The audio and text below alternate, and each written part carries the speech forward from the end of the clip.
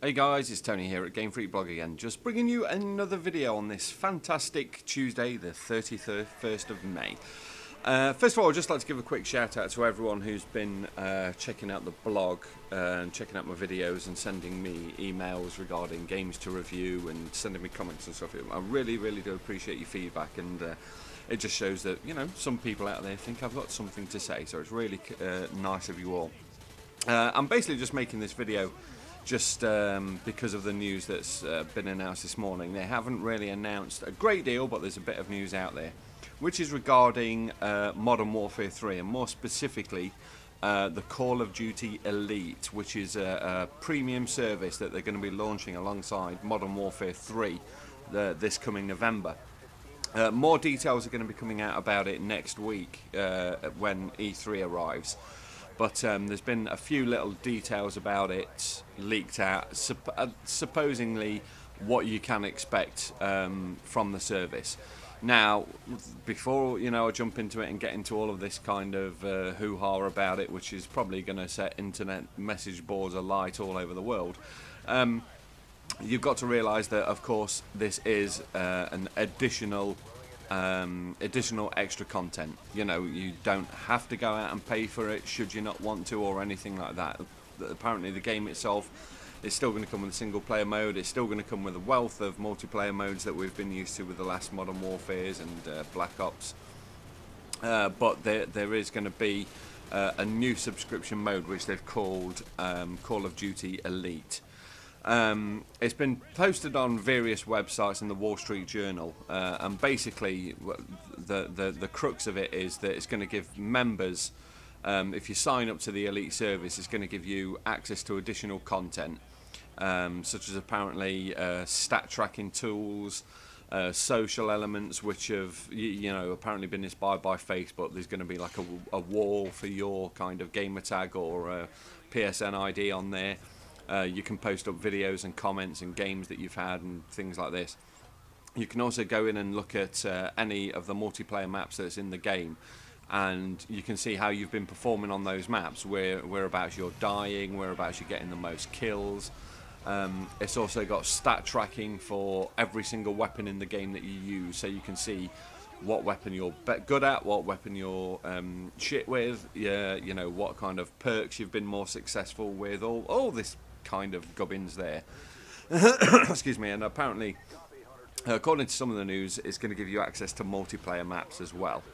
Now, whether these multiplayer maps are going to be only to members of the Elite, if you like, they haven't kind of like announced it yet, but I'm hoping that's really not going to be the case. So it's been rumoured for a while that they're going to be bringing this out. I mean, apparently last year in some meeting, Bobby Kotick said he'd implement it tomorrow if he had the choice, and being the corporate cocksucker that he is, I kind of really believe him. Now, I'm kind of in two minds about this. Partly, first of all, just from my the way that I play kind of Call of Duty Black Ops. I never bought any of the map packs or anything for Modern Warfare 2. Just wasn't playing the game enough. I've purchased the map packs for Black Ops because I've been playing that quite a bit more. I still reckon that they're a little bit high. I think for the map packs at 800 or 1,000 MSP, more people would buy them. So, just from me being a kind of casual, if you like, Call of Duty gamer, the news about this, doesn't really affect me that much. I'm not all that bothered about looking at where I'm dying on a map, because the whole map would just be red. I die so much from it. Die so much on the game, sorry. So I'm not all that bothered. Stat tracking for the guns and all that kind of thing, couldn't give two shits. I'm just not bothered. I just use the guns that I use, and that's kind of it. Sharing videos and all this kind of thing, I'll just put them up on my YouTube channel so all my friends can check them out and see them anyway, so I'm not really bothered about the video sharing. All the kind of stuff that's coming with it doesn't really bother me at all. So, unless something comes out that says, it's going to be coming with a free inflatable woman that blows you while you're playing the game, I'm not really that bothered. My whole beef with it is, though, is that it's just another kind of cost on the top for playing the game. Now, as I said before, you don't have to buy it. I'm pretty confirmed that I'm not going to be buying it anyway, unless it's really, really special. The multiplayer modes will be there in the game. You'll be able to get online, play the game, have some fun, and all this kind of thing, with just going out and buying the game. That I haven't got a problem with. But if you're a Call of Duty aficionado, there's loads of real hardcore players on YouTube and people that I talk to that live, breathe and shit Call of Duty, and I just feel for them it's just another layout. It's almost like they're being penalised because their favourite game just happens to be the most popular game in the world. You've got to think of it like this. Let's say if you've got a PlayStation and the internet's free, you'll argue this all day fucking long. But like me, if you've got an Xbox, so you pay your £30, however you buy it a year, Xbox Live. Then you go out and pay 45 quid, whatever it is, for the game. Yeah? So you've already got that kind of outlay there to play the game. Then the 1200 point map pack comes along. You buy that. Then a few months later, the second map pack comes along.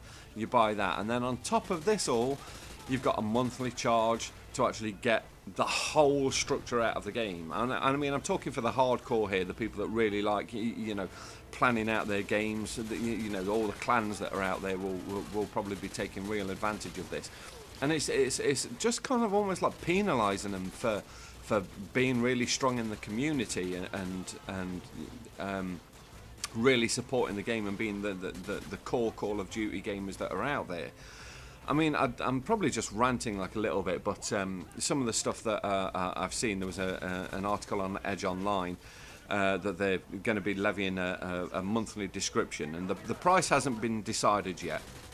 But the Wall Street Journal apparently says that the Activision people are planning a lower price than that's charged by comparable services such as Netflix. Now, I've had a look, and Netflix in the States costs $7.99 a month. Now, okay, you can argue that's $2 a week. I mean, it's hardly anything, and really it is hardly anything. But that $2 a week times 52, I mean, my maths is shit, so I'm not even going to try and work that out, but that's another big chunk of money to be going out in the game, and especially if it's going to be coming out with the odd exclusive map that only members of the Call of Duty elite, in commas, have access to. I think it's a bit wrong.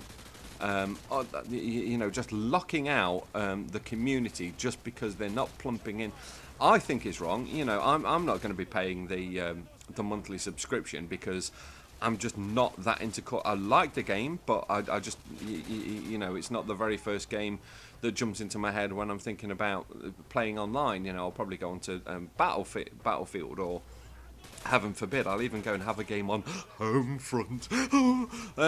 So I just think it's kind of a little bit of a sting for the community that's out there. I mean, you're going to get the people that are gamers that love Call of Duty. They're going to go and get it, and as I said, arguably $2 a week or whatever it is, it shouldn't really break the bank. But if they're locking out stuff, if they're giving certain weapons or certain maps or certain perks or certain anything out to just those members of the community, apart from the stat tracking, give them as much stat tracking on weapons counts and Facebook walls, Star Wars and all this kind of thing. Give them as much of that as you want. I don't care. Yeah? I'm not going to be using it, so I don't care. But locking out maps, guns, character skins, all this kind of thing, even though a skin doesn't really mean jack shit, but you know what I mean. I think artificially locking out is a bad thing. So we kind of knew it was all coming. Some more details are going to be released next week when it's time for E3. So hopefully I'll be back with a bit of different news about it, something a bit more positive, a bit more something that's a bit more upbeat. But as it stands at the moment, it's a service. You don't have to pay for it, but I kind of think it stinks a little bit for the hardcore community out there. So that's my thoughts on Call of Duty Elite. Please let me know your comments, how you feel about the game, about the announcement. This is Tony from Gamefreakblog, signing out. Catch you all later, guys.